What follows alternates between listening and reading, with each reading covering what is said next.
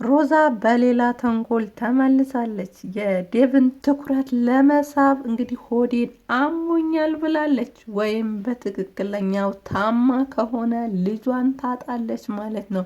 እንግዲህ የዴቭ ውሳኔ ምን ይሆናል? አሁን ላይ ትንሽ ወደ እሷ መለስ ያለ ይመስላል። ምክንያቱም ከሔዋን ጋር ተሳስሞ በጣም የጥፋተኝነት የኃጢአተኝነት ስሜት ተሰምቶት ነበረ።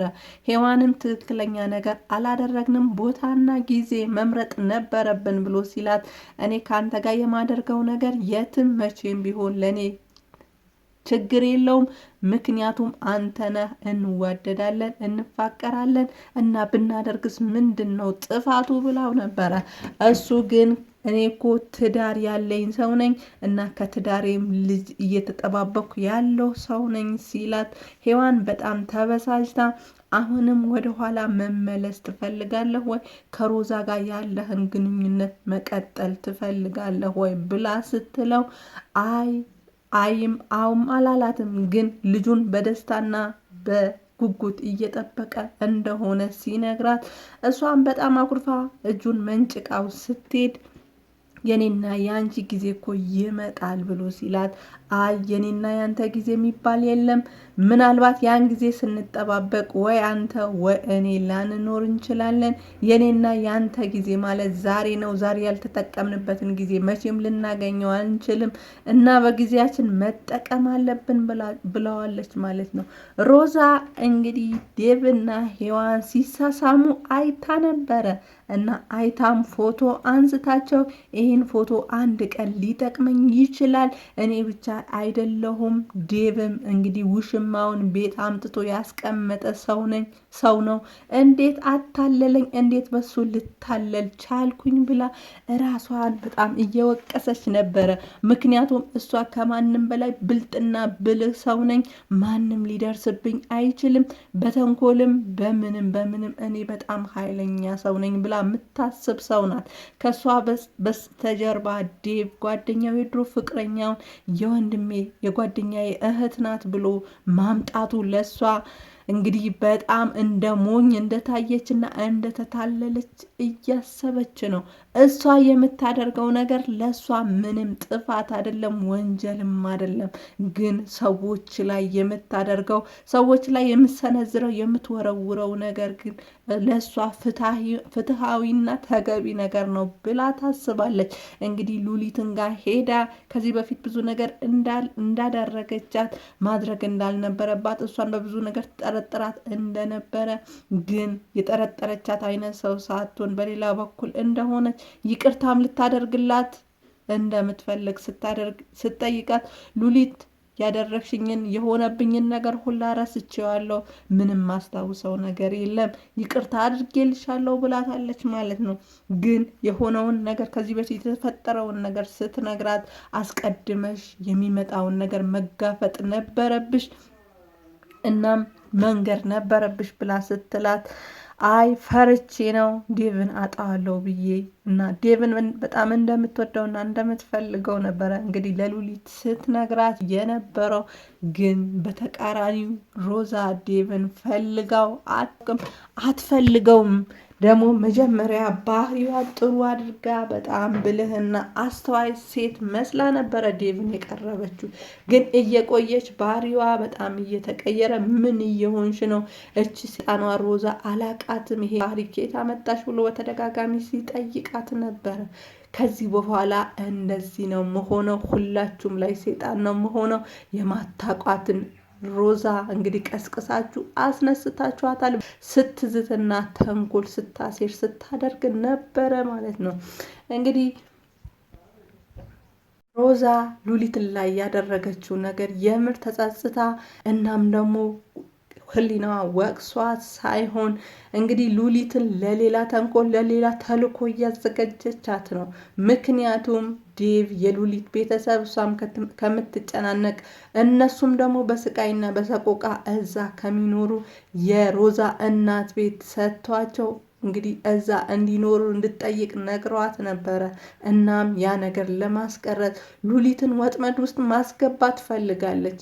ለሷ ለጓደኛ ወይም ለውሽማዋ ለሶስተኛ ውሽማዋ ፍቅረኛ መስሎ ሉሊትን እንዲያጠምዳት አድርጋው ነበረ። እንግዲህ ሉሊትን መንገድ ሲጠብቃት እሷ መጀመሪያ ራሴን አሞኛል፣ ትምህርት ቤት መሄድ አልፈልግም ብላ ለሔዋን ስትነግራት በጣም ካላመመሽ እንግዲህ ብትሄጂ ይሻላል፣ ክላስ አቴንድ ብታደርጊ ይሻላል ብላ ስትመክራት እንግዲህ ሂጂ ማለትሽ ነው፣ በቃ ልሂድ ብላ ሄዳ ነበረ።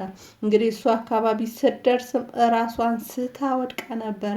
እሱም እንግዲህ ሲጠብቃት ነበረ። አጋጣሚውን በመጠቀም አፋፍሶ ወደ ሆስፒታል ወስዷታል ማለት ነው። እንግዲህ ያን ነገር እሷ እንደ ውለታ አስባው እናም ደግሞ ለሕክምና ያወጣውን ገንዘብ በአካውንቱ እንደምታስገባለት ነግራው ስልኩ ተቀብላ ነበረ። ወደ ቤት ከተመለሰች በኋላ ግን በተደጋጋሚ ሲደውልላት ነበረ። እሷም ስልኳ ሳታነሳ ቀርታለች ማለት ነው። እንግዲህ ዴቭም ፊቷን ሲያይ እንግዲህ የታመመች በመሆኑ ምን ሆነች ነው ፊትሽ በጣም ተቀያይሯል፣ ምን ተፈጥሮ ነው ብሎ ሲጠይቃት አሟት እንደነበረ መንገድ ላይ የሆነ ሰው አንስቶ ሆስፒታል እንደወሰዳትና እንዳሳከማት መድኃኒትም እንደተሰጣት ነግራዋለች ማለት ነው። እና እሱም በድጋሚ ሌላ ሆስፒታል ሄደሽ መታየት አለብሽ ብሎ ሲላት ቀላል ነገር ነው ተጨናንቄ ስለነበረ ነው፣ አሁን ታክም ያለው መድኃኒትም ተሰጥቶኛል ደህና ነኝ ብላ ስትለው እንግዲህ የልጁ ስልክ ተቀብሎ ብሩ እንደሚመልስለት እናም ደግሞ እህቱን ስላዳነለት ሆስፒታልም ስለወሰዳት ሲያመሰግነው ነበረ። እሱም አንተም ብትሆን የምታደርገው ነገር ነው፣ እኔ እህቴ መንገድ ላይ ወድቃ ብታገኛት አንተ አታደርገውም ነበር ወይ? እናም ልትመልስልኝ አይገባም ብሎታል ማለት ነው።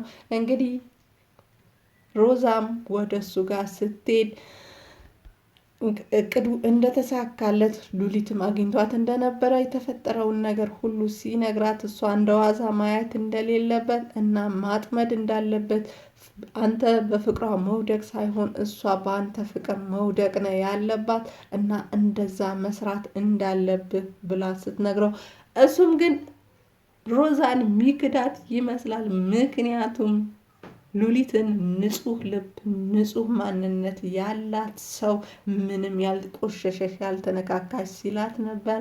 እናም በሷ ስብና የተሳበ ይመስላል ማለት ነው። እንግዲህ ወንድ ልጅ ካፈቀረ ሮዛን ዞር ብሎ የሚያያት አይመስልም ማለት ነው። እንግዲህ ሔዋንና ዴቭ ፍቅራቸውን ባደረጉት በተሳሳሙት ነገር እንግዲህ ወደ ኋላ እየተመለሱ ሁለቱም ደስተኛ እየሆኑ ነበረ። እናም እሱም የድሮ ፍቅሩ እንዴት በአስማታዊ ሁኔታ ልትስበው ልትቀይረው ቻለች። በአንዴ እኮ ልቤ የማላውቀው የድሮ አይነት ስሜት እየተሰማኝ ነው፣ በምን አይነት ሁኔታ ነው ወደዛ ስሜት ልታስገባኝ የቻለችው ብሎ እሱም ሲብሰለሰል ነበረ ማለት ነው። ብቻውን ሲስቅ ሲያስብ ወደ ኋላም የተፈጠረውን ነገር ሲያስተውል ነበረ።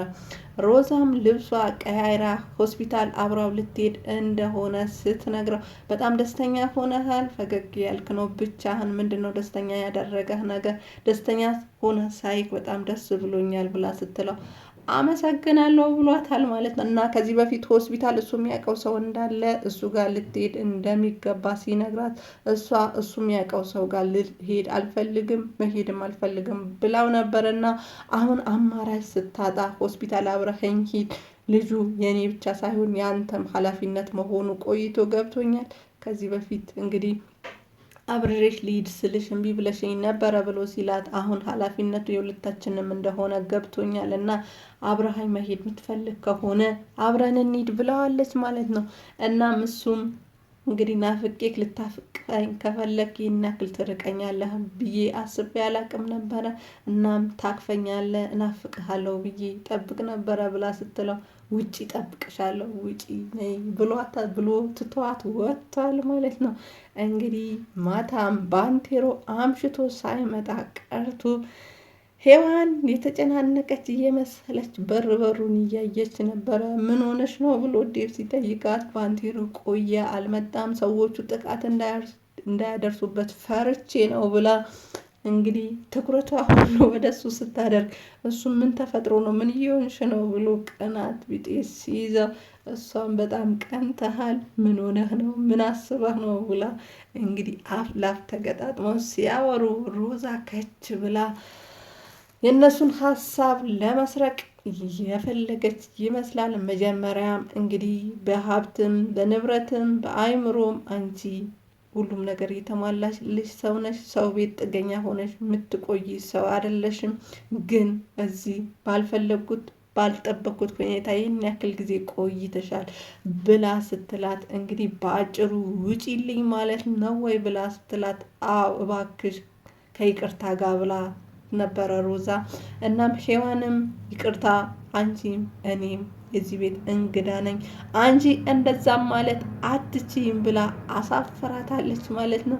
ሮዛ እንግዲህ ሁኔታቸውን ደስ ስላላላት ወደ ሌላ ነገር ሊቀየር ይችላል ብላ አስባ ነበረ እና የሆነም ያለውም እንደዛ ነበረ። ግን ሂጂልኝ ስትላት አይ አልሄድም፣ አንቺ ሂጂ የማለት መብት የለሽም፣ አንቺም ሆነ እኔ የዚህ ቤት እንግዳዎች ነን እና እኩል አንቺ የማስወጣት መብት የለሽም ብላታለች ማለት ነው።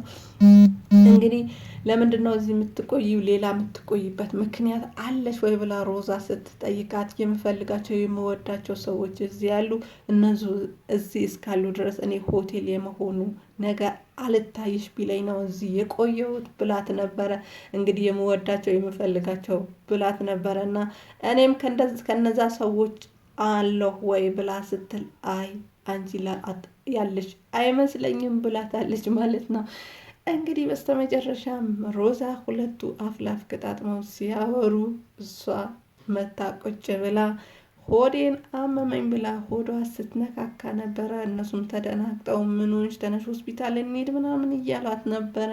እንግዲህ ቀጣዩ ክፍል ምን እንደሚሆን አብረን የምናይ ይሆናል። እውነትም የሮዛ ተንኮል ተሳክቶላት የዴቭን ቀልብ ማግኘት ትችል ይሆን ወይስ ተንኮሏ ተጋልጦባት ሌላ የእሷ ተንኮል መሆኑን ትጋለጥ ይሆን? እሱ አብረን የምናይ ይሆናል። አብራችሁኝ ስለነበራችሁ ከልብ አመሰግናለሁ። መልካም ቆይታ ተመኘው። ባባይ